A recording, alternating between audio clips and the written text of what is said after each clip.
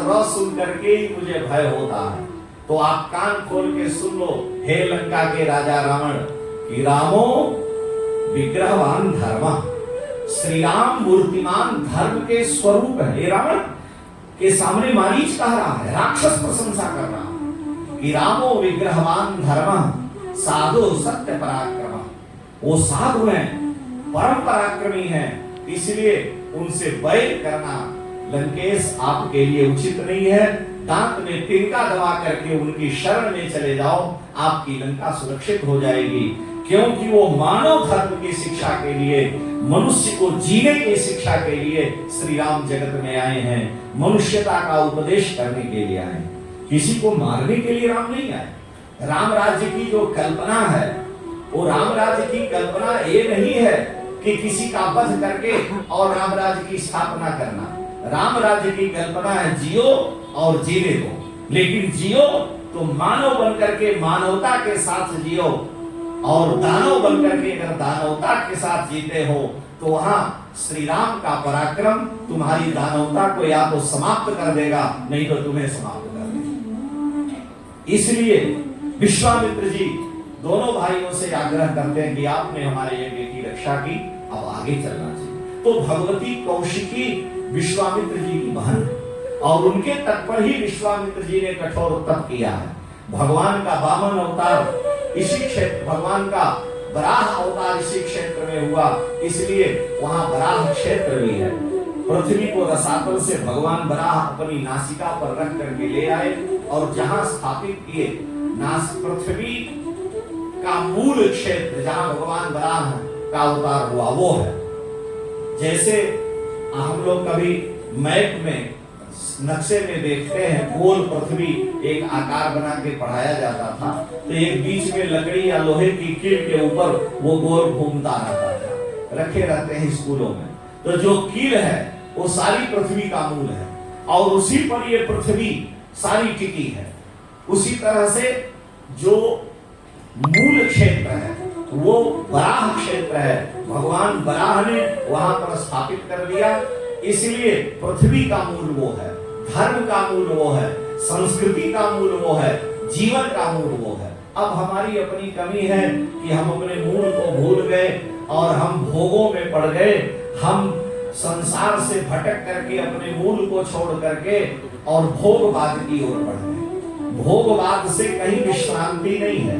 हम आप यहाँ से मारे मारे जाते हैं, मान अपमान सह करके 12-12, 14-14 घंटे जो है अमेरिका में, लंदन में नौकरी करके पैसे कमाते हैं, और वहां के जो करोड़पति हैं, वहां के जिन्होंने लाखों रुपए अर्जित किया है, वो भारत में आके हाथ में माला लेकर के सिर पर तिलक लगा करके हरे राम राम राम हरे हरे, हरे कृष्ण कृष्ण कृष्ण हरे। क्योंकि वो भोगों से उपराम हो चुके हैं। उन्होंने जान लिया कि जीवन का सार भोग नहीं है, जीवन का सार भक्ति है, जीवन का सार दानवता नहीं है, जीवन का सार मानवता है। जीवन सबको जीने के लिए है, भोग के लिए नहीं है। भोग तो कुत्ता बिल्ली सूकर कुकर सबको मिलता है, लेकिन भक्ति, मानवता और वैदिक सनातन धर्म के अनुसार आध्यात्मिक ऊर्जा, यह भारत की, ये राष्ट्र की, ये सनातन धर्म की मूल संस्कृति है। और इसके लिए तो हमें हिमालय की तलहटियों में, हमें भगवती गंगा यमुना कौशिकी और सरस्वती के तट पर रह करके और साधना करने में प्राप्त होगा। जो अनंत ऊर्जा है वो हमें प्राप्त होगी। हमारे साथ अयोध्या से श्री महाराज जी आए हैं, डॉक्टर, स्वयं वो डॉक्टर भी है, और श्री राम प्रिया दास जी महाराज। तो मैंने उनसे एक दिन पूछा, जब मैं आया तो अयोध्या में ऐसे कुशल चिकित्सक हैं डॉक्टर, आपके यहाँ तो लोग बहुत से डॉक्टर होंगे, वो कोई भी इंजेक्शन नहीं लगाते, कोई भी दवा नहीं देते हैं, थोड़ी सी कोई बूटी, कोई चीज है दांत के पास लगा देते हैं, और जिस दांत में कीड़े लगे हैं कुछ उसको निकालना है तो यहाँ कोई नस दबा देते हैं, दांत को उठा के रख देते हैं, कुछ नहीं आपको लगता आपके सामने बैठे। ऐसे सुलोगे, और एक नहीं रोज कुंभ में जहां संतों का कुंभ लगता है, सैकड़ों लोग लाइन से लग करके, जो बेचारे दुखी है, दांत उखाड़ दिया, 3 दिन तक भोजन ही नहीं करते, पानी पीते हैं, पता नहीं क्या जादू है, क्या दबा देते, दांत को उखाड़ के रख दिए, जैसे आराम हो गया, अब आप अपना कराइए। हमने उनसे पूछा कि आप यहाँ आए, तो हम सुनते हैं कि हम भी बहुत पहले से 25-30 वर्ष पहले से जानते हैं, लेकिन साक्षात्कार नहीं हुआ। सिद्ध बाबा के पास आप हैं, कुछ उनसे आप ले रहे हैं, आपको क्या अनुभव हुआ? यहाँ बैठे मैं सामने ही कह रहा हूँ, तो वो चंद्रमा है, ये साधक का काम है, और उस चंद्रमा का प्रत्यक्ष आपके अंदर में दर्शन करा देना ये सिद्ध का काम है। तो महाराज जी, यद्यपि वो कोई प्रशंसा की बात नहीं मैं कह रहा हूं, ये भूमि का प्रभाव है। जिस दिव्य भूमि में आप बैठे हैं, जो पृथ्वी का मूल है, अगर आप अपनी एनर्जी, अपनी शक्ति का अर्जन करते हैं, तो वह आप में क्षमता है कि आप जो संकल्प करेंगे वो पूरा होगा। हमारी आंखों से, हमारे कान से, हमारी सारी इंद्रियों से, वाणी से, हम पता नहीं हम लोग कितने कुंटल गेहूं, दाल, चावल, आटा, सब्जी खा गए होंगे, इसकी कोई गणना नहीं है। और जितना खाए, अगर उसका सार लेकर के देखा जाए, तो केवल ये 10 किलो के पैदा हुए, 80 किलो के हुए, यही आया, उसके अलावा कुछ आया नहीं। वजन बढ़ा शरीर का, लेकिन हमें कोई जो उसका मूल तत्व था रस का, वो नहीं है। तो इसका मतलब शरीर घटा बढ़ा और हमने तो कुछ पाया नहीं संसार में आकर के। क्यों नहीं कुछ दिखाई दे रहा कि हमारे एनर्जी को, ऊर्जा को हम आंखों से, कानों से, हाथों से, इंद्रियों से नष्ट करते जा रहे हैं। जितनी हमारी ऊर्जा है वो बहिरंग होती जा रही है, वो ओवरफ्लो हो रही है, हम उसका संचय नहीं करते। सद्गुरु क्या करते हैं?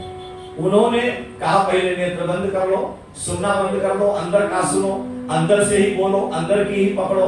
तो सारे सुनने की जो बाह्य जगत में एनर्जी जा रही थी, हमने अंतर्मुखी कर लिया, तो आपकी ऊर्जा को सुरक्षित कराने लगे।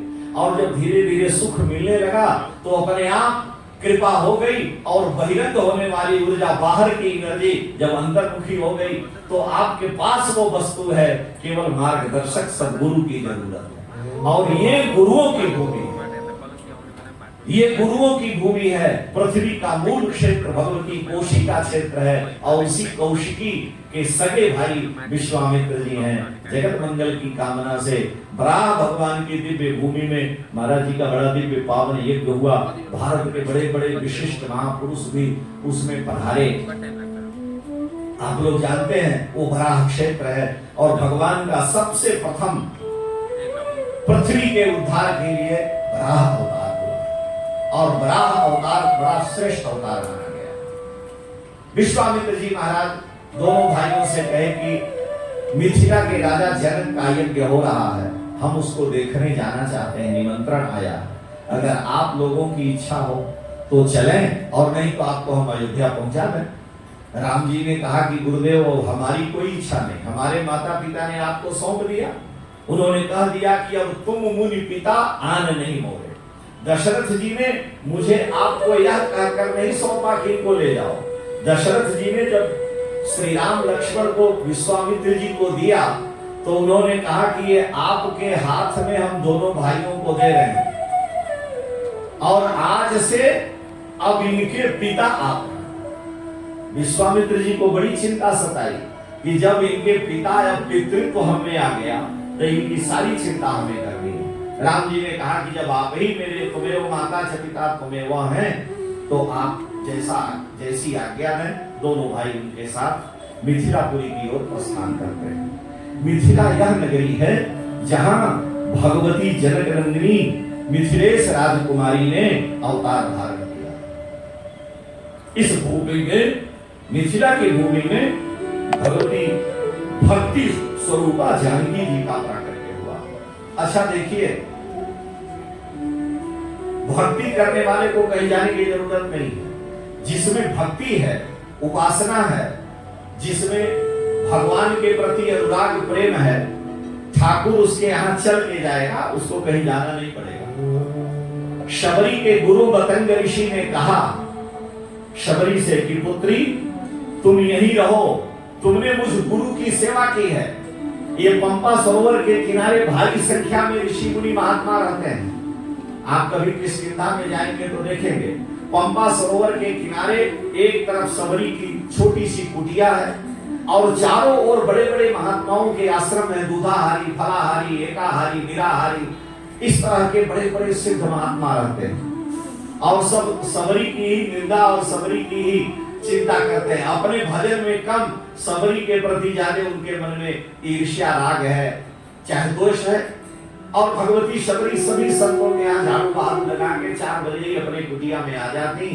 और गुरुदेव जब जाने लगे सबरी के गुरु मतंग ऋषि, तो उन्होंने कहा कि पुत्री तुम चिंता मत करना, तुम्हें कहीं जाने की जरूरत नहीं, किसी तीर्थ में जाने की जरूरत नहीं। वो परात्पर ब्रह्म सच्चिदानंद श्री राम चित्रकूट से चल दिए हैं। तुम्हारे यहाँ आने में 10 वर्ष उनको लगेंगे, लेकिन तुम्हें 10 वर्ष तक प्रतीक्षा करनी पड़ेगी।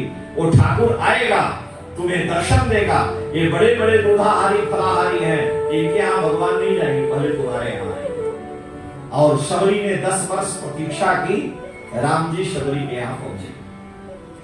सबरी ने राम जी से कहा कि हे प्रभु, हमें आपने क्या देखा?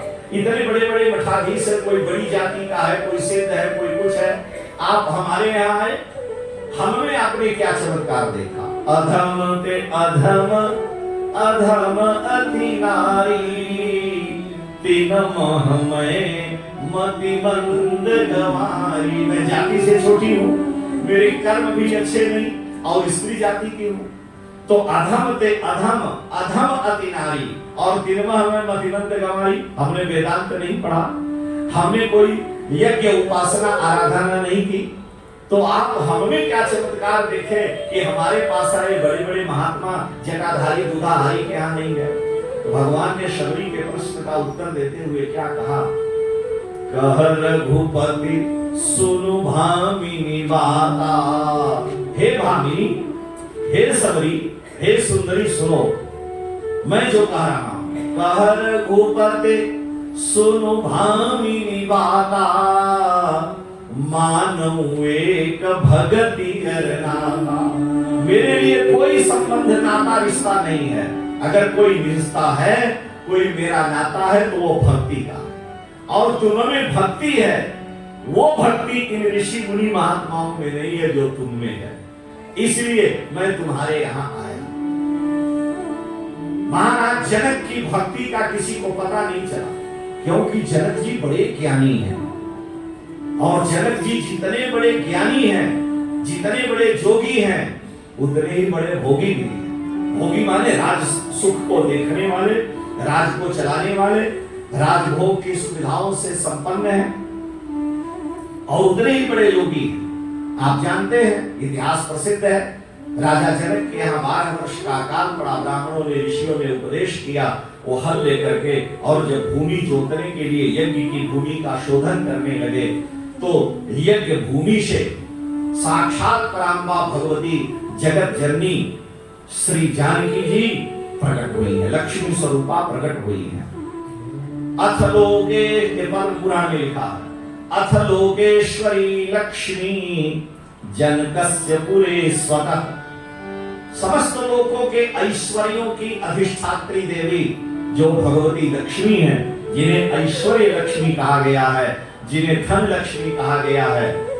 तो अथ लोकेश्वरी लक्ष्मी जनकस्य पुरे स्वतः। माना जनक के नगर में, स्वतः माने स्वाभाविक, शुभ क्षेत्र हलोत खाते, शुभ भूमि में, हलोत खाते माने हल से जोतने पर, शुभ क्षेत्रे हलोत खाते, तारे चौत्तर फाल्गुने, और उत्तरा फाल्गुनी नक्षत्र में, वैशाख महीने के शुक्ल पक्ष की उत्तरा फाल्गुनी नक्षत्र में, वैशाख में शुक्ल पक्ष के 9वीं को ही उत्तरा फाल्गुनी नक्षत्र पड़ेगा।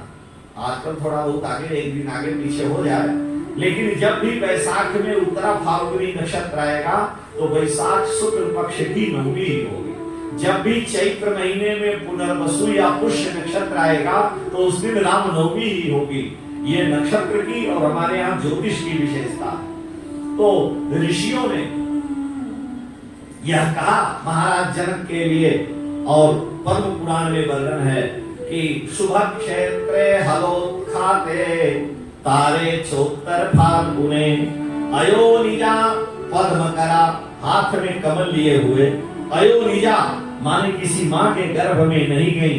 अयोनिजा पद्म करा बालार्क शत सन्निभा, प्रातः कालीन सैकड़ों सूर्य के समान दिव्य प्रकाश लिए हुए सीता मुखे समुत्पन्ना, हल के फाल को, हमारे यहाँ जो भाषा हम वही बोल रहे हैं, हल जो चलाया जाता है भूमि में उसका फाल होता है, लोहे का उसमें फाल लगा होता है। और फाल का अगला भाग जो भूमि में पहले जाता है हल के खींचने पर, उसको संस्कृत में सीत कहते हैं। हल के नुकीले भाग को जो लोहे का होता है उसे संस्कृत में सीत कहते हैं। और सीत से जो उत्पन्न होता है, फाल के नुकीले सीत से जो टकराया और निकला उसे सीता कहते हैं। तो संस्कृत में सीता शब्द इसी तरह से सार्थक होगा। तो कह रहे हैं कि अयोनिजा पद्म करा, अयोनिजा कमल का पुष्प हाथ में लिए हुए, बालार्क शत सन्निभा, और सैकड़ों सूर्य के समान दिव्य प्रकाश से संपन्न सीता मुखोद्भवात सीता, हल के नोक के स्पर्श से सीता नाम की कन्या हुई। इत्यस्यै नाम चावल, और मैंने, जनक जी कह रहे हैं, उस पुत्री का नाम सीता रखा। तस्य भूत औरशी तस्य उर्मिला नाम कन्यका, और एक पुत्री उनकी उर्मिला। तो महाराज जनक की पुत्री उनके यहाँ भूमि से प्रकट हुई भगवती सीता जनकराज दुलारी हैं, साक्षात भक्ति हैं, और उनका नाम जानकी है। पर ब्रह्म परमात्मा सच्चिदानंद उस जनकपुर में धनुष तोड़ने के लिए नहीं आ रहे हैं, यज्ञ देखने के लिए नहीं आ रहे हैं। जनकपुर में निवास करने वाले भक्ति नगर में, जनकपुर भक्ति का नगर है और भक्ति का चरम पक्ष, उत्कृष्ट पक्ष, भक्ति का सबसे विशुद्ध पक्ष अनुराग है, जिसको प्रेम कहते हैं, जिसको हम लोग अंग्रेजी के शब्दों में लव कहते हैं। Love is God and love is blind. एक पुस्तक में लिखा था, मैं वहीं से याद किया, हम कोई बड़े भाई पंडित नहीं है, तो उसमें लिखा था लव इज गॉड, प्रेम ही परमात्मा है। क्योंकि गॉड में जो डिस्ट्रॉय, ऑपरेट और जनरेट की क्षमता है वो लव इज गॉड है। और वो है क्या? प्रेम से। शंकर जी कह रहे हैं कि अग जग में सब रहित विरागी, प्रेम ते प्रभु प्रगटै जिमियागी, ते ही समाज गिरजा में रहेऊ, अवसर पाई वचन एक कहेऊ, कि हरि व्यापक सर्वत्र समाना। भगवान सब जगह हैं, लेकिन प्रेम ते प्रकट हो ही नहीं जाना, वो प्रेम से प्रकट होता है। हिरण्यकशिपु ने कहा इस खंभे में तेरा विष्णु है, प्रहलाद जी ने कहा हमको तो खंभे में दिख रहे हैं, आपके तलवार में भी दिख रहे हैं, आप में भी दिख रहे हैं, क्योंकि मेरी नजर में ऐसा है, जिधर देखता हूँ उधर तू ही तू है, न तेरा सा जलवा न तेरी सी बू है। शाम की शमा में तो, सुबह की शबनम में तो, शबनम माने ओस की बूंद है, शाम की समा में तो, सुबह की शबनम में तो, फिरागी हर सा में तू ही तू है, न तेरा सा जलवा न तेरी सी बू है। जाता हूँ जहाँ श्याम तेरा ही दीवाना कहा जाता हूँ, ऐ श्याम तेरे धाम में बेदाम बिका जाता हूँ। मेरे प्यारे, मेरे प्रियतम, तू कण कण में विद्यमान है। गोपियां उद्धव को समझाते हुए कह रही हैं कि तुम हमको नाक दबा करके योग सिखाने आए हो, वो मथुरा चले गए तो योग हम करें कहाँ, क्योंकि मन एक है और वो मन तो चला गया। सूरदास जी लिखते हैं सूर सागर में कि ऊधो मन न भये 10-20, एक हुतो सो गयो श्याम सन को औराधे। यहाँ तो कौन तुम्हारे योग की साधना करे, क्योंकि श्याम तन, शरीर भी श्याम है, श्याम मन, श्याम है हमारो धन, सब हमारे श्याम है। श्याम तन, श्याम मन, श्याम है हमारो धन, श्याम तन, श्याम मन, श्याम है हमारो धन। आंधरे की लाकड़ी आधार श्याम नाम है। श्याम हिये श्याम तिये, श्याम ही बालक हो हृदय में, श्याम हिये श्याम तिये, श्याम बिन नाही जिये, श्याम सुखदाई सो भलाई शोभा धाम है। ऊधो तुम भय बौरे, ऊधो तुम भय बौरे, पाती लेके आए दौरे, योग कहाँ रखें, यहाँ रोम रोम श्याम। जित देखूं तित श्याममयी है, ये गोपियों की दशा है। उनको कहीं ढूंढने की जरूरत नहीं है, क्योंकि वो भक्ति की पराकाष्ठा प्रेम स्वरूपा है। इसलिए बिना प्रेम रिझे नहीं रहीमन नंद किशोर। ऐसा प्रेम हो, भक्ति का परिष्कृत रूप, तब वो लव इज गॉड बनता है। और लव की डिफिनीशन एक पुस्तक में लिखी थी, तो उसमें लिखा था LOVE लव, और लिखा ऐसा लव गॉड है। कौन? जो L माने लाइफ ऑफ डेंजर, O माने ओशन ऑफ टीयर्स, V माने वैली ऑफ डेथ, और E माने एंड ऑफ लाइफ। जब ये चारों घटित होते हैं तब लव इज गॉड बनता है। यानी लाइफ ऑफ डेंजर, प्रेम के मार्ग में खतरा ही खतरा है। प्रेम कोई सामान्य वस्तु नहीं है। मुंशी प्रेमचंद ने अपने उपन्यास में लिखा कि प्रेम कोई सीधी साधी गौ नहीं है, प्रेम खूंखार शेर है जो अपने शिकार पर किसी की नजर नहीं पड़ने देता। प्रेम कोई टेबल लैंप नहीं है कि बटन दबाया और प्रकाश हो गया। हाथ की हथेलियों को जब रगड़ करके आग पैदा की जाती है तब उस पर प्रेम की खीर पकती है। इसलिए लाइफ ऑफ डेंजर, प्रेम के मार्ग में खतरा ही खतरा है। दुनिया कहती है प्रेमी को पागल और दीवाना। Ocean of tears, ocean of tears माने समुद्र, आंसुओं का समुद्र उमड़ पड़ता है। प्रेमी दिन रात रोता रहता है। हमारे गुरु भाई सिद्ध महापुरुष श्री राम हर्षदास जी महाराज को आप लोगों ने देखा, हर क्षण किशोरी जी को अपनी बहन मानते थे, अपने को बड़ा भाई, प्रेम में डूबे रहते। दिन रात नेत्र से अश्रु वर्षण होता। नाम लिया अगर जानकी जी तो प्रेमाश्रु वर्षण होने लगता। तो ओशन ऑफ टीयर्स, अश्रुओं का समुद्र उमड़ पड़ता है।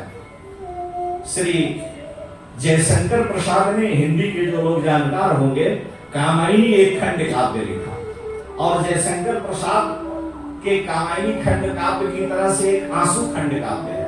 और उसमें वो क्या लिखते हैं ओशन ऑफ टीयर्स का,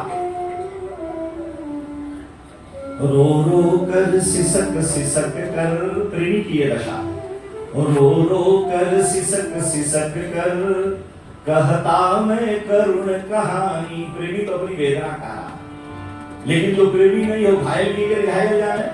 रो रो कर सिसक सिसक कर कहता मैं करुण कहानी, तुम सुमन नोचते सुनते।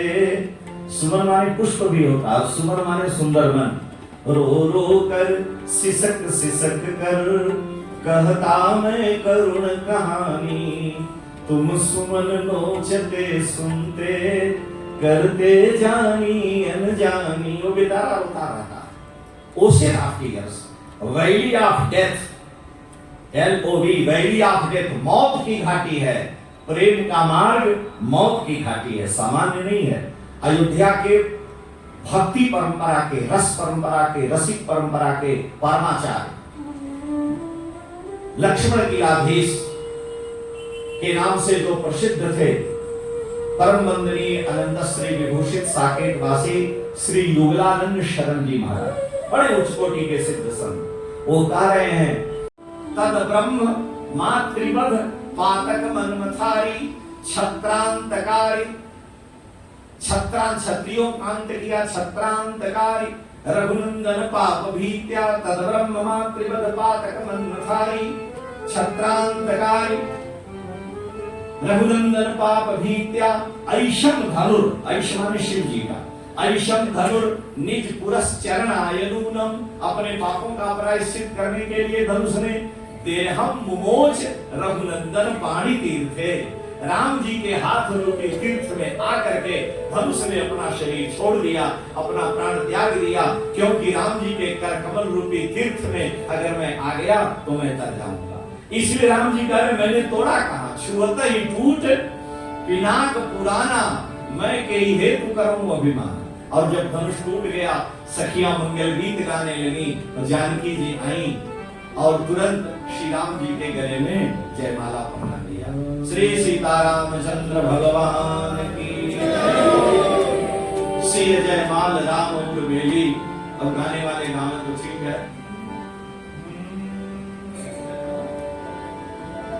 हमारे यहाँ अयोध्या में लोग गाते हैं, सुखी जइयो तनिक रघुवीर लली मेरी छोटी।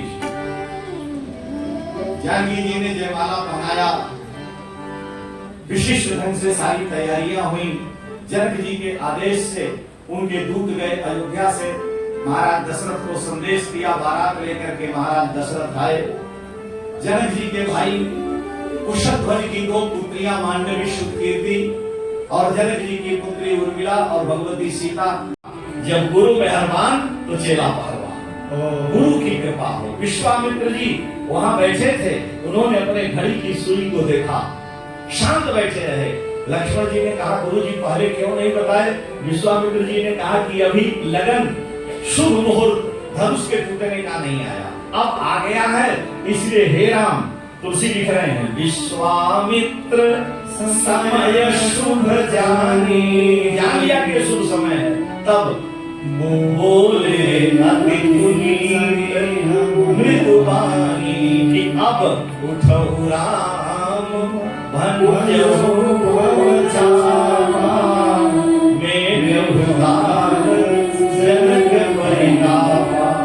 राम जी तुरंत उठ करके गए, धनुष को देखा, बड़ी सहजता से गुरुदेव को प्रणाम किया, क्योंकि टूटने का लगन मुहूर्त गुरु जी ने बतला दिया। बड़ी सहजता से राम जी ने धनुष को उठा लिया। धनुष पर डोरी जब चढ़ाने लगे, धनुष बीच से टूट करके 2 खंड में हो गया। श्री सीतारामचंद्र भगवान की जय, राजा रामचंद्र भगवान की जय। प्रभु 2 चाप खंड बन जाए, भगवान ने पृथ्वी पर छोड़ दिया। लोगों ने कहा कि आपने, परशुराम जी भी आके बीच में, वाल्मीकि रामायण में मार्ग में आए, लेकिन यहाँ बीच में आए, हमें जल्दी विश्राम देना है, इसलिए परशुराम जी आगे राम जी से बिगड़ पड़े, आपने धनुष को तोड़ा है। राम जी ने कहा हमने कहा तोड़ा है। कहा क्यों?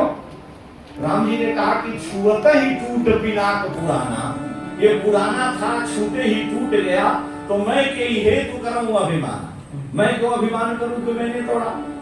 परशुराम जी ने कहा सब कारण तुमने तोड़ा। राम जी ने कहा मैंने नहीं तोड़ा, हम तो पुष्प वाटिका का एक फूल भी नहीं तोड़े, और लोग कहते हैं मैंने तोड़ा। किसने तोड़ा? कहे आपके विश्वामित्र जी बैठे हैं, विश्वामित्र जी की बहन के आप पोता लगते हैं और हमारे गुरु हैं, इसलिए आप उनसे पूछिए। विश्वामित्र जी से पूछा, विश्वामित्र जी ने कहा मेरे राम तो तोड़ते ही नहीं। मैं कहा धनुष टूटा कैसे? तो हनुमान नाटक में लिखा है, हनुमान नाटक में लिखा है कि इसी धनुष से भगवान शंकर ने ब्रह्मा का एक सिर काट लिया। ब्रह्मा जी के 5 सिर थे, एक सिर भगवान शंकर ने काट लिया। इसी धनुष से भगवान शंकर ने जब ये धनुष परशुराम जी को दिया, तो परशुराम जी ने इसी धनुष से 21 बार क्षत्रियों का संहार किया, अपराधी निरपराधी मारे गए। इसी धनुष से अपने मां का सिर, अपने भाइयों का सिर परशुराम ने काट लिया। इतना बड़ा पाप किसने किया? धनुष ने किया। अगर धनुष नहीं करता तो कौन करता? अगर आपने किसी को गोली मार दी तो 302 का मुकदमा हमारे यहाँ भारत में, यानी मर्डर केस आप पर चलेगा। चलना किस पर चाहिए? मारने वाले बंदूक पर, मारने वाले उस शस्त्र पर चलना चाहिए। आपने तो केवल अंगुली ऐसे की है, लेकिन आपके उस अंगुली के ऐसे करने से गोली निकली, अगला व्यक्ति मर गया, तो सजा और सारी जो व्यवस्था है कानून की, उसको दंडित किया जाना चाहिए, उसको टुकड़े टुकड़े काटा जाना चाहिए जिसने मारा। लेकिन उसको कुछ नहीं होता और आपको सजा होती है और आप रोते भी हो कि हाँ मैंने मार दिया। अरे भाई तुमने क्या किया? सारा काम तो किसने किया? बंदूक ने किया, रिवॉल्वर ने किया, लेकिन बंदूक रिवॉल्वर अपने को करता नहीं मानता, वो ये नहीं मानता कि मैंने किया, और हम कुछ नहीं करके अपने को सम्मान लिए कि मैंने किया, मैंने किया। तो भगवान के जब तुमने किया अहंकार, तो तुम बंधन प्राप्त होगे। मैं सारे संसार का नाश करता हूँ अर्जुन, लेकिन मेरे में अहंकार नहीं है। और अगर अर्जुन तुम किसी को मारते हो और यह भाव रखते हो कि मैंने मारा, तब तो तुम्हें भोगना पड़ेगा। और तुम ये मानते हो कि करने कराने वाले कृष्ण हैं, मैं तो बंदूक की तरह से निमित्त हूँ, तो तुम्हें कोई दोष पाप नहीं है। और भगवान ने अर्जुन से गीता में कहा कि निमित्त मात्रम भव सव्यसाचिन, हे सव्यसाचिन तुम निमित्त बनो। और गीता के 18वें अध्याय में भगवान ने क्या कहा? यस्य नाहं कृतो भाव, जिसमें कर्तापन का अहंकृत भाव है ही नहीं कि मैंने कुछ किया। यस्य नाहं कृतो भाव, और बुद्धि यस्य न लिप्यते, और न जिसकी बुद्धि उसमें लगती है। हत्वा इमान लोकान, वो सारे लोगों का वध कर दे तो भी न हंति न निबद्धते, न वो मारता है न मारे जाने का उसे दोष लगता है, क्योंकि वो तो निमित्त बना है। सब कुछ ठाकुर कर रहे हैं और करने कराने वाले आप हैं, मारने वाला है भगवान, बचाने वाला है भगवान। हम अपने को मान लिए तो हमको बंधन मिलेगा। तो राम जी कह रहे हैं कि मैंने तो कुछ किया ही नहीं। और मिथिलापुरी के लोग कहते हैं राम जी मिथिला छोड़कर गए ही नहीं, क्योंकि ससुराल इतनी प्रिय है कि फिर कहीं जाने की जरूरत नहीं होती है। भगवान शंकर का विवाह कहाँ हुआ? भगवान शंकर तो रहते थे काशी के स्मशान में, और जब विवाह हुआ हिमाचल के घर, हिमालय पर्वत कैलाश में रह गए, कहीं गए ही नहीं। भगवान विष्णु का विवाह कहाँ हुआ? रहते थे वैकुंठ में, और विवाह हुआ क्षीर सागर से प्रकट हुई लक्ष्मी जी के हाथ, ससुराल में रह गए, वहां सोए रहते, कहीं जाते ही नहीं। तो भगवान ने भी कहा कि जब सब लोग ससुराल में रहते हैं तो हम भी विवाह हो गया, मिथिलापुरी में सुख से रहेंगे और चारों दुल्हा चारों दुल्हन के साथ मिथिलापुरी में सुखपूर्वक विहार करें। मैं दौड़ करके यहाँ पर आकर के किसी तरह से पूरा किया। श्री सीतारामचंद्र भगवान की, चारों दुल्हा की, चारों दुल्हन की, मिथिला अवध धाम की, श्री जनक जी महाराज की, श्री दशरथ जी महाराज की, जय जय सीताराम। अब कुछ गा के सुना दीजिए। ओम। आज मिथिला नगरिया निहाल सखिया, आज मिथिला नगरिया निहाल सखिया, चारों दुल्हा में बड़का कमाल सखिया, चारों दुल्हा में बड़का कमाल सखिया, आज मिथिला नगरिया निहाल सखिया, आज मिथिला नगरिया निहाल सखिया, चारों दुल्हा में बड़का कमाल सखिया, चारों दुल्हा में बड़का कमाल सखिया, शीश मारे कौड़िया कुंडल सोए कन्या, शीश मारे कौड़िया कुंडल सोए कन्या, कारी कारी कजरारी जुलमी नयना, कारी कारी कजरारी जुलमी नयना, लाल लाल चंदन सोहे इनके भाल सखिया, लाल लाल चंदन सोहे इनके भाल सखिया, चारों दुल्हा में बड़का कमाल सखिया, चारों दुल्हा में बड़का कमाल सखिया, चारों दुल्हा में बड़का कमाल सखिया, चारों दुल्हा में बड़का कमाल सखिया,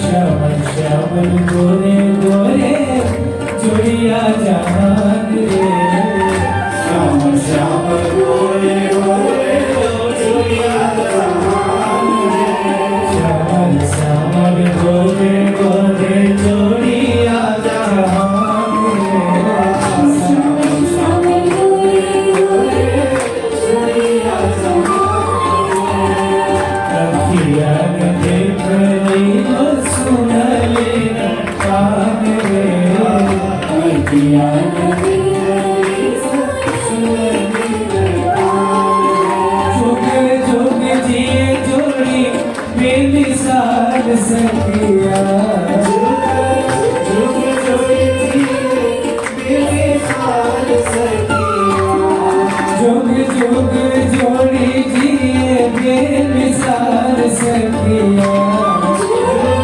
जुग जुग जिए बेमिसाल सखिया,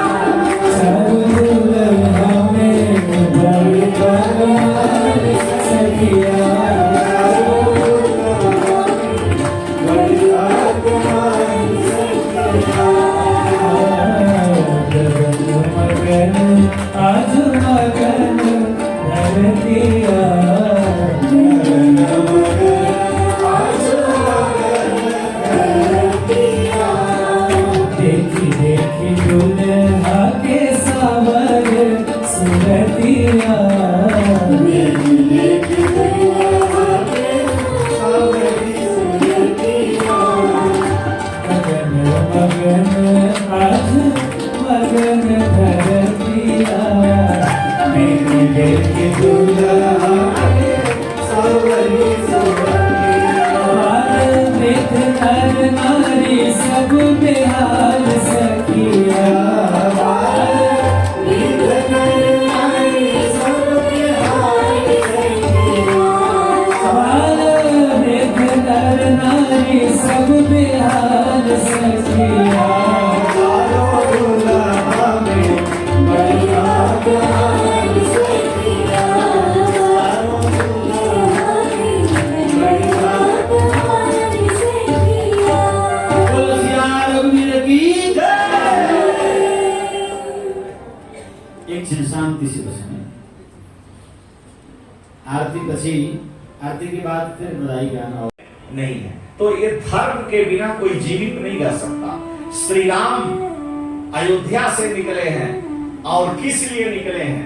एक तो वैदिक सनातन धर्म की रक्षा के लिए, दूसरे मानव धर्म की शिक्षा के लिए कि हम मनुष्य तो हो गए लेकिन हम में मानवता आई भी नहीं। मारीच कहता है रावण से, जब रावण ने कहा कि सीता का हरण करो तो मारीच कहता है कि हे लंकेश, हे रावण, आप कान खोल करके सुन लो। बिना फर के बाण मानवास्त्र से श्री राम ने सिद्धाश्रम बक्सर में मुझे मारा और मैं 100 योजन दूर समुद्र में आकर के गिरा। सोते जागते उठते बैठते हाथ में धनुष बाण लिए हुए मुझे श्री राम ही दिखते हैं। एक बार मैं मृग बन करके पंचवटी में गया था श्री राम से बदला लेने के लिए, लेकिन उन्होंने तुरंत मुझे देखते ही पहचान लिया। उनके भाई लक्ष्मण ने कहा कि हे प्रभु, ये देखो मारीच पुनः मृग बन करके आया है। जब तक वो धनुष पर बाण धारण करते तब तक मैं भाग करके यहाँ आ गया। तो 2 बार तो मेरे प्राण बच गए हैं। मैं उन श्री राम के प्रभाव को जानता हूँ। जब कोई बोलता है और बोलने के लिए मुंह खोलता है और ज्यों ही वो र बोलता है तो मैं भय के मारे थर-थर कांपने लगता हूँ, कहीं वो राम न बोल दे। और राम बोलते राम प्रकट न हो जाए। हम लोग राम बोलते हैं तो भले ही न प्रकट हो, लेकिन अंतःकरण में उनका चित्र, उनकी झांकी आपके हृदय में बन जाती है। आपने मान लिया न्यूयॉर्क शहर को नहीं देखा है, लेकिन हमने जब ही न्यूयॉर्क शहर का नाम लिया, आपके हृदय में एक मकान और एक दृश्य, एक राजमार्ग वहां का चाकचिक्य आपके मस्तिष्क में आ जाएगा। देखा नहीं आपने, गए कभी नहीं, लेकिन मन की ऐसी स्थिति है कि वो एक कोई नगर, कोई वस्तु बना लेता है। आपने रेल नहीं देखा, लेकिन हमने कहा तो आपके हृदय में एक गाड़ी, एक आकार तुरंत मन ने बना लिया। ये मन की बड़ी विचित्र दशा है। जो साधक हैं, जो योगी हैं, जिन्होंने साधना की है, वो जब राम बोलते हैं तो उनके हृदय में भाव में श्री राम का विग्रह बन जाता है।